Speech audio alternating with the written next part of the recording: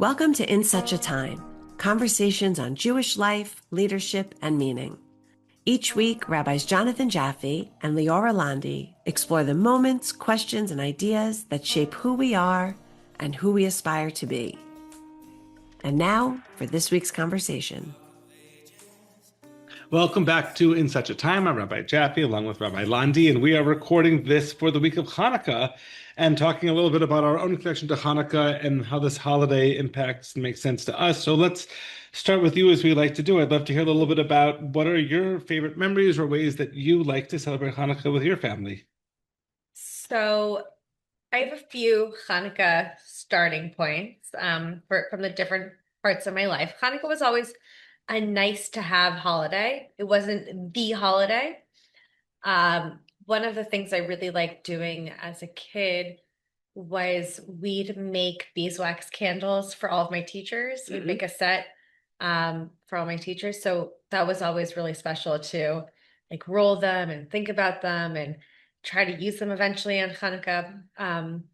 We also always had one oil lamp at my house, and my parents, my dad especially, was really excited about making sure that that was lit every year. And if we didn't have the oil or like one of them cracked, like it was a whole thing. Hanukkah definitely changed for me when I moved to Israel. First of all, right after Sukkot, you start getting sufganiyot in the bakeries, which is like sufganiyot are donuts. They're like they are jelly donuts, but then you have the fanciest kinds of donuts you've ever seen. Like you have like little. This is a newer thing in Israel. Yeah, newer thing. Yeah, so now they're very fancy ones.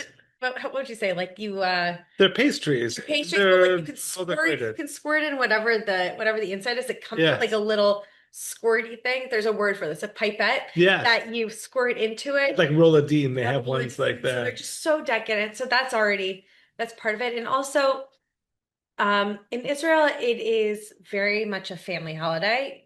You have maybe a little bit of time off for it, not necessarily because it's not a religious holiday. It's a festival. And every night you fill with different candle lighting. And that's always really exciting to make sure that candle lightings with different people? With different people. You have family one night and you have other family another night and you have friends and you have your neighborhood. And all the kids make Chanukiot, menorahs in school that are the most flammable things you've ever seen. And every year there's like almost a fire. And so it's exciting to get into the spirit of Hanukkah without any Christmas influence. And so also Hanukkah is very much a Zionist holiday, which we'll talk about in a little bit, but it's a feel-good holiday. And my favorite thing to do on Hanukkah in Israel was to go to the massive Lego Chanukah and to see it being lit with a cherry picker crane. And so, yeah, it's completely inane and wild and beautiful and fun and bright. And I'm so aware of the brightness this year living in New York where it's so dark. Didn't feel as dark in Israel. It wasn't as dark in Israel. So, and here now that I have kids, it's very much about making light and goodness and just being intentional with Chanukah with my family. Yeah, I understand fully the New York connection to Hanukkah and how you get it more now with this weather. Again, I always speak about my outlier childhood this way, but Hawaii doesn't have daylight savings time because we're so close to the equator that it only changes by about half an hour, 45 minutes between winter and summer. So every day it's pretty much 6:37 p.m. And every day pretty much is 75 degrees and very nice outside.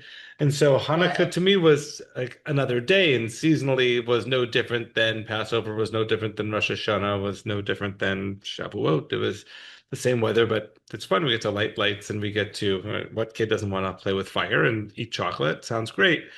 Another benefit for me growing up was that Hanukkah was when my mom would come to our elementary school and would always do an annual presentation to my class of like 20, 25 kids about what is Hanukkah. And that I liked that growing up. That made me feel special. That was a moment of pride for me. And so I always think about that as well.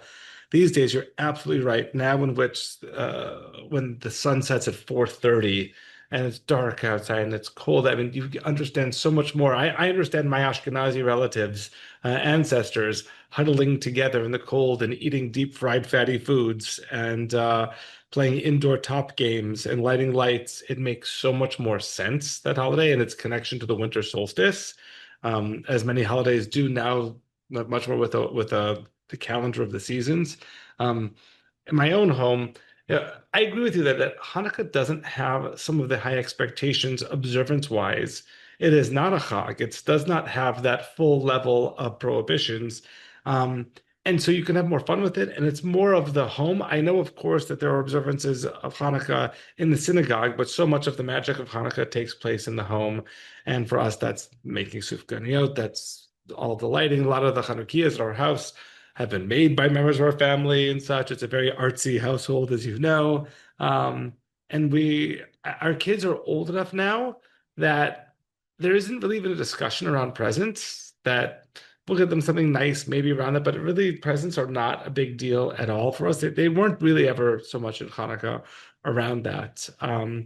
And so it's a really, I think for us, a lovely time of year because it is so much of the home and so much of friends and family. And I agree with everything you said that way. Um, and now I feel like I understand it better now living in New York. So we have very different messages that we've learned from Hanukkah growing up, or things that we really take away and enjoy about Hanukkah. And for me, I've spoken with you and written at synagogue as well that the thing I think I value most about Hanukkah is that Hanukkah is the proof text to show that Judaism is not organized religion. We are a very disorganized one, and that we like to think that we are top down, but we are very much bottom up. That many of the ways that we observe and traditions that we hold are things that gained popularity by the masses and eventually had to be accepted by the leadership class and was eventually brought into Judaism. Everything that we teach and know about Hanukkah, as I like to say very often, is all wrong. Uh, this was the Hanukkah was about the oil lasting 8 days. Wrong. Hanukkah was a fight between Jews and the Assyrians who had Hellenized. Wrong. It was a civil war. Hanukkah is about latkes and playing dreidel. No, those are all outside influences. The Maccabees would have hated all of those things. Um, Everything that we do and say and teach about Hanukkah, and especially in the American framework of Hanukkah, is about diversity and inclusion and a melting pot, and that everyone should be able to do their own thing. These are all historical fantasies that speak to who we are and not to where the holiday begins. And that same idea that all of liturgy at the end, it really tells much more about the people who wrote it than about what they're praying to or for, is all the more so for Hanukkah. So that's something I can go into further that really animates my observance of Hanukkah, but you have something a little bit different. You know, I want to share one more anecdote because it connects to what I want to say. I forgot about this until you were speaking right now. My favorite Hanukkah memory as a parent that I've ever made happen, besides really collecting little bolts and nuts and acorns to make Chanukiot in my kids' Waldorf preschool in Israel, which was a whole nother thing. But we decided to go to Modi'in, or outside of Modi'in, where we say the Hasmoneans and Maccabees were from, and to go to the Hasmonean ruins on Hanukkah. And Israel is winter is the rainy season, and so we put on our rain boots and we went and looked at these ruins for the Hasmonean ruins, which weren't actually the Hasmonean ruins. And if no one, it doesn't matter. It was exciting to go looking for the Maccabees in the place where the Maccabees actually were from.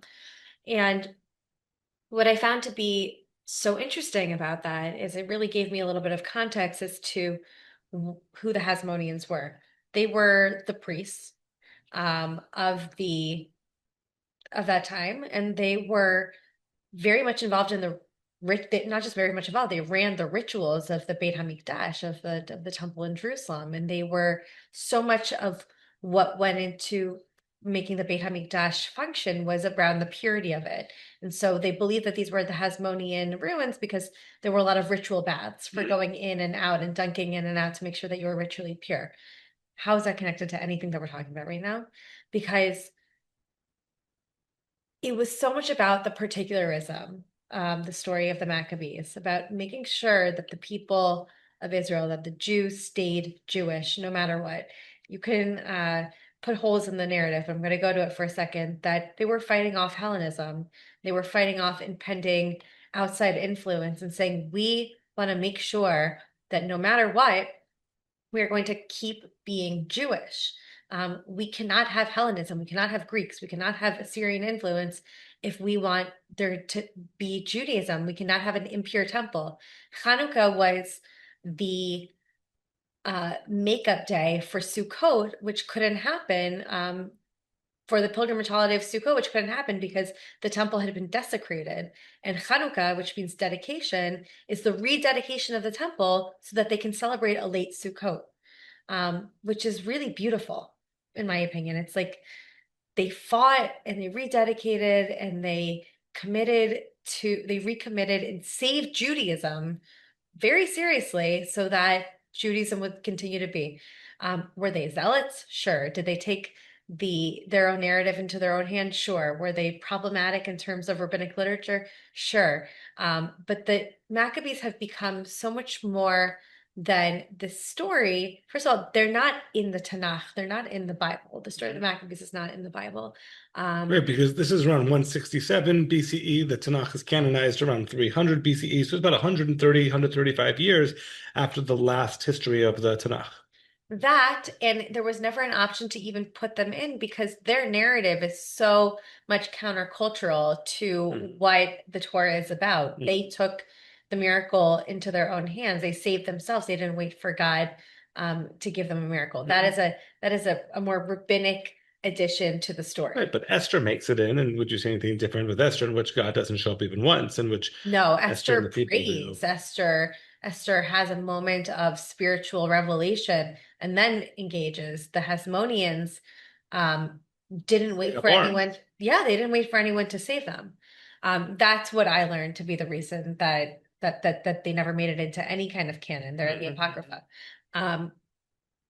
And Israelis love the stories of the Maccabees. It's the most Zionist story. In America, outside of Israel, it's about the light. It's about the miracle. Yeah. In Israel, all the songs that are sung are about the resilience and that they were heroes and that they stood up for themselves. And every kid walks around with their sword and shield, like, I'm Judah Maccabee. And like, I mean, at the park with eating their bamba with their sticky fingers, like, yeah, you're Judah Maccabee. And their sufganiyot with their jelly coming down their face. But it's so much, it's been the Zionists, the early Zionists took back that narrative and said, we so relate to the Hasmoneans, even though they could not have been further apart in ideology and in ritual or anything else. But we relate to this story of seeing that we need to stand up for ourselves and not being victims. We are the heroes of our own stories. We are not victims in the stories. So I think it's interesting from a historical perspective. I think it's a little overly militant to my taste. I never really was moved by the music of it and watching little kids be militant in their words. But I also think it's really interesting to take an ancient narrative and to bring a modern twist to it. Yeah, and I agree with everything you're saying. The only history I would add nuance to is that the Maccabees are not fighting so much the Assyrians, they're fighting Hellenized Jews. Yeah. It's much more of a civil war than a war between the, but it's absolutely a fight between those who want to keep a very narrow focus on what it means to be Jewish versus others who want to allow in outside influences. And I love the fact that you bring the experience of being in Israel, and to what degree this is about sovereignty. This is about picking up arms in order to defend and to take back your land. You're singing songs like Banu Choshech Legaresh, like we've come to banish out the darkness. Anu Labidim, we are the torches. And perhaps the best example of this is the reconfiguration from Tehillim, from Psalms, Mi Yimalel Gvurat Adonai, who can retell the Jeremiah from Tehillim. We're gonna check this out. To be We'll bet afterwards. Okay. And they change it. The song takes out God and says Mi Yimalel Gvurat Yisrael, that who can retell the strength of Israel. It is, especially for the early Zionists, the first, second, third Aliyah, these groups coming in the late 19th, early 20th century, who are coming with, a pickaxe and a shovel and their slippers, and they're coming to farm the land to defend themselves. That the Maccabees were an incredibly, and still remain an incredibly important figure of what it means to be Jewish. It means to protect your land and to defend your sovereignty. In America, of course, that message does not resonate the same way. And this goes back to my original point that so much of how we observe has to do with us and what we value. And so much of especially in the 20th century, the way that Hanukkah has been taught or was taught was that this is about diversity and inclusion. That so I was taught to me sort of in my religious school upbringing that there was people named the Maccabees and they wanted to practice and through their own traditions. But Antiochus said, no, you had to do things only my way and wanted it to all be the same. And so, no, the Maccabees thought that everyone should have religious freedom and tolerance, and you can do this and you can do that. And that's why it's great that it's at the same time that we've got Hanukkah, we've got Christmas, we've got Kwanzaa, and they're all ways of bringing light into the world, but in different particularistic ways, and that's what Hanukkah really is about. Jews. Exactly. This is my point, Right. is that I like to think of the Maccabees like the Taliban of the Jews who would find people like you and I. Sorry, I mean, you can tell me where I'm wrong with that, but if the Maccabees saw you and I at home with our kids making Polish pancakes and spinning Russian dreidel games and giving American Christmas presents and singing in English, or even the fact that Hanukkah is that big a deal of a holiday that we've amplified it due to the influence of Christmas, they would want to kill us all. Sorry, that's a tough place to end that note on. But okay. Yes. They were absolute zealots in every single way, and I don't. And we turn them into something different. And that's the beauty of our tradition, is that we take whatever the history is and we turn it up and spin it into whatever we need it to be. And that's so beautiful that I love that it's an oxymoronic holiday. It is. It is. It's also celebrated differently in religious and in secular settings in Israel. Like the secular Jews celebrated really for the resilience and for the heroism of the Maccabees. Right. Whereas the religious are celebrating God's miracle, and God's miracle was the oil wasn't supposed to last at all. There wasn't supposed to be oil, yeah. and the light in the temple was able to be relit even for a moment of time. And there's a midrash that says because they believed, because they held on to the hope, that was the actual miracle. And their miracle of holding on to hope where there wasn't any hope is why there was the miracle of light, which I think is a nice twist on that. There's a beautiful version of that by Shalom Hartman, of blessed memory. It says that really the Chanukah should have 7 lights with a shamash, because the oil was supposed to last 1 day and it lasted 8 days. So the first day, it's not a miracle. It's supposed to be the day. It usually should be 7. Why do you light 8? And he writes that it's because that they had the faith to light it all. That first day that they said, nevertheless, we're going to proceed forward. I think that has to do so much with ideas of faith that we can talk about further, about not as a belief in the unbelievable, but rather in taking action even when certainty is not given to you. And that's such a beautiful message. Even within other areas of the Haredim community and the Orthodox community, this is about purified priests who are maintaining Judaism and keeping out outside influences. And the real message of the Maccabees is to avoid Americanization or other infiltrations of Western culture. I don't think that the Orthodox people are celebrating that narrative of that, though. Like, I don't think that that's a moving narrative for them. I think that the narrative that's moving for them is the miracle, because the miracle is what the Jewish laws around Hanukkah are about. The light. They're not about anything related to the Maccabees. They're only about the light, only about the Chanukah. In the Talmud, it teaches that if you have enough money for kiddush or for lighting, for oil for your lights, what do you do? Do you do kiddush, or do you do like the candles for Hanukkah? You have to light the candles for Hanukkah because you have to always observe the miracle. You always have to be to lean into the miracle wherever you can find it. Yeah. There's also rules around Hallel, why you say Hallel, even though it's also Rosh Chodesh and what version of holiday you say on it, because it's always about, like, even though Chanukah is not a festival, it is a miraculous day. And it's a commemoration of a missed festival. So And there's this connection too of the 8 days going back to Sukkot. yes, but there are certain laws about miracles. And I think that that is really interesting, that the religious element of it is not about, it's not about the war, and it's not about the resilience. It is about the miracle of light. And we talked about this offline before. Yes, there were other light holiday influences around. And so they were getting on board with that. But I think it's really beautiful that when there are outside influences and we do celebrate a light holiday, because this is the darkest time of year in the Northern Hemisphere, that it is given the prism of it being a God, of being God's miracle. I sometimes you have to suspend a little bit of your rationale in order to be moved by that.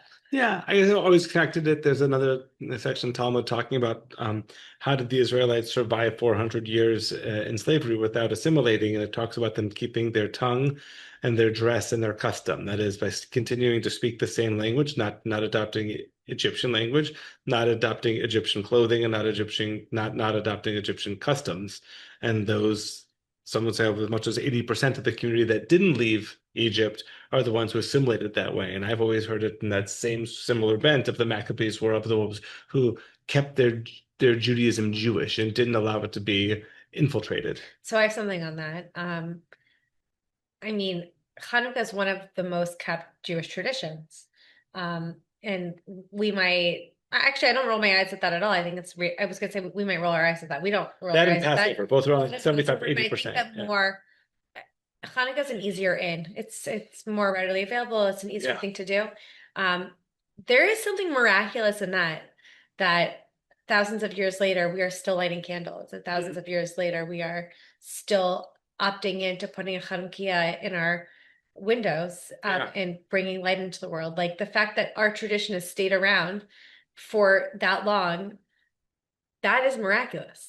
I think we're kind of saying the same thing in two different ways. You're saying that it's miraculous that our tradition has stuck around this long, and I agree, and it's beautiful. And I'm saying that one of the ways that it has been able to stick around this long is by allowing for change and for updated meaning and ways of understanding this. The way that Hanukkah was observed 2,000 years ago versus 1,000 years ago versus today is completely different, to the point that it would be, other than the fact of lighting the Chanukah, it'd be hard to find a lot in common. 1,000 years ago, there were no latkes, there were no dreidels, there were no presents. But traditions, that the actual ritual, the actual religious mandate is what stayed the same. But even the fact that it is of such significance to the community and one of the most practiced of rituals, that is a change. The Hanukkah struggles to crack the top 10 of Jewish holidays on the annual calendar. And these days, if you ask a nice American Jewish kid or any of those from our synagogue, hey, name what do you think are the most important Jewish holidays? Hanukkah is likely to be named one or two. I'm not sure I would agree with that, because there's so much in rabbinic literature about Hanukkah that I think it indicates to me that there was a lot of the people were really involved in Hanukkah. Like it was exciting no matter what. I think for our listeners, we have to do our ranking now of, what would you say, the top 7, making the Jewish number, Jewish holidays in terms of historical importance? That's historical importance? Yeah, like which ones, like when you say the Shalosh Regalim, the 3 festivals were originally. Separating. Hanukkah and Purim are its own category. Hanukkah and Purim are days of miracle. Days of miracle do not hold the same religious, theological, covenantal significance. They still have significance to them. I agree with you. They are not full festivals, but they are days of Hodayah. They are days of praise and of thanks because of a miracle. And I think I'm agreeing with you on but this. Can I still yell a little bit? You can yell all you want, but ask one of the kids in our religious school, which of these 3 do you not know? Purim, Hanukkah, or Shavuot? Yeah. They'll have no idea. And many of our listeners will say, what's that Shavuot thing again? It's about giving Torah at Sinai. And that's beautiful. I love that. I love the fact that things change over time. I remember one of my professors at HUC once said to me that the major difference that she saw between Orthodox and Reform Judaism is that Orthodoxy says heaven forbid 1,000 years from now this should look any different, and that Reform says that heaven forbid 1,000 years from now it should look the same. I think that's a bit of an overgeneralization, Yeah. but I love the sentiment and that we should be welcoming and celebrating the winding way in which our observances and traditions move over time. Um, Even to the point that I think you would agree that there was a time where the Shalosh Regalim, the three pilgrimage holidays, were the three main things to put on your calendar for the year, right? Sure. Hanukkah didn't even exist then, for example, and that these days they've been usurped. It's funny, I would go even further than that. Sukkot was, and this is how I learned it, was biblically like the big holiday for the fall about please God, make it start raining. So much so that Yom Kippur was really a day of purification to make sure that you began your year and you atoned for everything so that your Sukkot holiday, your Sukkot observances would be accepted. It's funny to me that, at least within our synagogue, I would say Sukkot, which Yom Kippur was a setup for, and Hanukkah was a makeup for, and now both of those two bookends have surpassed Sukkot in terms of its importance and relevance to our families, and that's awesome. That's such a wonderful comment about how things keep on moving. And what I'm saying, this is not a top-down organized religion. People resonate and respond to that which is meaningful to them, and their observances change over time. I love that. Okay, so but now I'm going to be a little bit Hasmonean right now. Don't kill me. Go on. I don't have a sword. The question is, well, what is the next? Like Judaism's always about asking, what does the next generation look like? I think that's why we've been successful in many ways, is we're wondering what our kids are going to get and what our grandkids are going to get. What does the next generation get? How do you remember who you were and where you're going? And when it's changed, when it's been redefined or had its meaning fluffed away, what is the next generation look like in terms of Judaism? Hanukkah is always bittersweet for me because it's feel good, but it really, I feel like sometimes we're stomping our feet on the memory of the Cheshmonaim, on the memory of the Maccabees. We've talked about this in previous episodes, so listen to them. But you can't, how do you celebrate? And again, this is not in a place of judgment. This is at a place of question and thought and concern. How do you have Christmas and Hanukkah in the same house? Right. How do you actually have those 2 days in the same house? Right. How do you celebrate the birth of Jesus next to the rededication of the temple on so many levels? I know that people are not doing the same math that I'm doing, and that's fine. But I'm curious, what is the next generation, 2, 3, 4, after this moment look like? I think that if you wanted to be wrong every single time, you could say trends are moving this way, and therefore I am certain that the trend is going to continue playing out the same way, and we're going to get to this place down the road. That is that it is impossible to understand and predict how things are going now and where they'll end up, and that those things are going to be an unbroken line. I remember that the historian Jonathan Sarna once wrote that the grandchild often remembers what the child forgets. Yeah. Things go in and out. And I would say that especially, we did our last podcast, we talked about this, the moment of the midbar, of the wilderness, of this being a liminal moment in Jewish time, and where people are understanding themselves as Jews and where they're placed in the world. I think that for a lot of American Jews, they are waking up to the Maccabees story of the connection to the land of Israel and defending the land of Israel.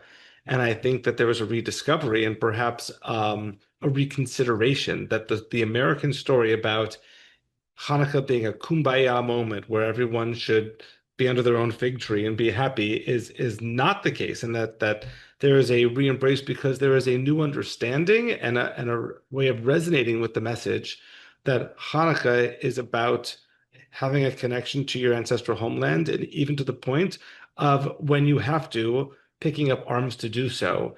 I don't think that that's just going to be lost and be faded. I think that you see that these things worked in cycles, and things discarded often find their way back. I think that there's truth there. for sure. But as a Jewish leader, professional Jew, um, mother, I mean, all the parts of my identity, I feel a deep responsibility to inform, to teach, to cultivate, to love Judaism in a serious way, not in a fluffy way. Mhm. I think that, American Hallmark culture does that for us. And I really think that we need to have our feet on the ground and be thoughtful about why we do the things that we do and where they come from. This again, we are the Jewish version of the "Keep Christ in Christmas" bumper sticker. We're saying like keep Judaism Jewish, and don't just make it a Hallmark holiday, right? Like these things matter, and we sound very Maccabean this way as well, saying that you know don't denude yourself of your particularism just to make yourself more acceptable to the masses and the time period. Judaism is and has always been about sticking out and being different. And it's there's always been countercultural. always kind of cultural. And for a significant portion of American Jewish history, that especially within the non-Orthodox world, there has been a valence towards assimilation and towards giving up those things which make us stick out. And that while that allowed us to move into socioeconomic status in America beyond the immigrant level, it also comes with its costs. And I think that many of those costs are coming to bear these days, and we're looking and reconsidering those decisions and saying maybe we need to pull back a little bit on the universalism, and we have to invest a bit more in keeping those boundaries between us and the rest of the world. And that's a very Hasmonean thing to do. It's, I think on Chanukah this year, um, eat some sufganiyot, eat some jelly donuts, eat some sphinge. That's also a Moroccan fried Yeah. funnel cake like delicacy. Um, and engage in learning about Hanukkah. Like make sure that when maybe there's 8 nights of Hanukkah, there's a lot of different ways of giving attention to each one of those nights. Some people have a spiritual intention, other people do like a volunteer act. Learn something, maybe share a word of Torah every night, or share something, learn something, because I think that that is the way that we preserve our tradition, is by just being thoughtful and knowledgeable, and have a curiosity and thirst for why we do what we do. Um, and I'm gonna give yourself permission to be a little bit more Israeli and not have 8 presents. I think it's funny in this conversation. I felt like, and you can disagree. I felt like this is becoming increasingly saddening to you and happy to me. I'm sitting here like yes, and do this, and I feel like I don't want to. I feel like I'm frustrating you or saddening you in the moment, and I want to say that I agree with everything you're saying there. I don't need my ego stroke to feel. Not ego. More like I don't want you to seem as though I am just skipping in the park, la di da, that everything's great. I have many of the same concerns you do. And I think that the greatest gift you can give your child of Hanukkah is the gift of a real, authentic Jewish identity. And that comes from speaking about and teaching our history and understanding these things beyond just opening up the latest present.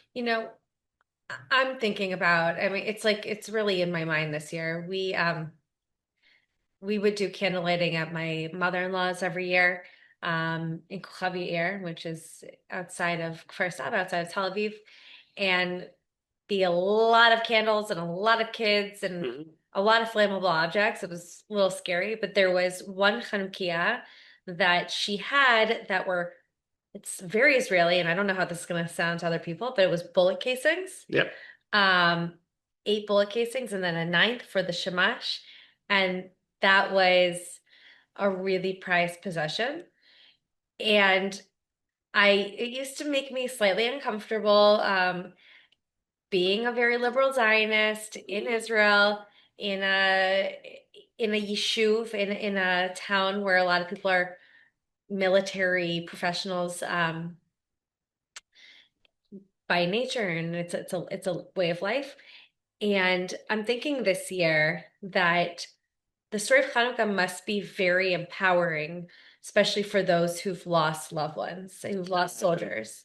And when we talk about the heroes of Chanukah, the heroes, Judah Maccabee and his brothers, and also there's women heroes in the story of Maccabee too, and the story of Chanukah as well. But having those faces in their head of having given their life for a reason, really being martyrs and celebrating martyrdom, which is not the Jewish way to celebrate martyrdom, but to find meaning and love and memory in the valiant efforts that they made and in their lives that they gave.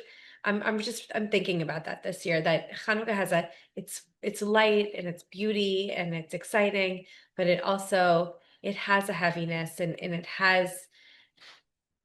it's grounded in real life. I agree, and I think it speaks again to the changing nature of what resonates with us. I, as a young adult, have always was rather it it didn't land on me well, the celebration by American Jews of Israeli militarism, of the T-shirts in the old Still city. agree. Don't worry, America, the IDF is behind you. Or like going to Israel so you could take your picture inside of an IDF tank and with IDF soldiers and sort of laugh it up that way. That always to me has been the Israelis' militarism is a responsibility, not a celebration. If there was a world in which Israelis did not have to serve in the military, did not have to ride tanks, no one would feel a loss for that. That would be a wonderful thing. It's too bad that they have to. I'm thinking when you talk about that Chanukah, another Chanukah that I saw last year up north, which was Chanukah made entirely of the casings of Katyusha rockets that had fallen, and all of them had been avoided. And the Jewish response to this attack was again this pride, turning something that was a weapon against us and turning into a symbol of Jewish pride. And I think that there's so much heaviness, and there's also so much confidence. There's so much pride in Jewish identity at this time that Hanukkah, just as in every age, will continue to resonate differently with us. And at this time, what you say to me about your family's Hanukkah, that's a beautiful message. I hope that it's a peaceful Chanukah, and I want us to all feel grounded in our tradition, and to feel that when we do something, we do it knowing that it had meaning. It came from somewhere. I mean, and it has endured because it has meaning. It's never gone away. Exactly. The Hasmoneans, the light, it was all really purposeful. And wishing you a joyous Hanukkah, one of miracles big and small, and for it to be grounded in family and peoplehood.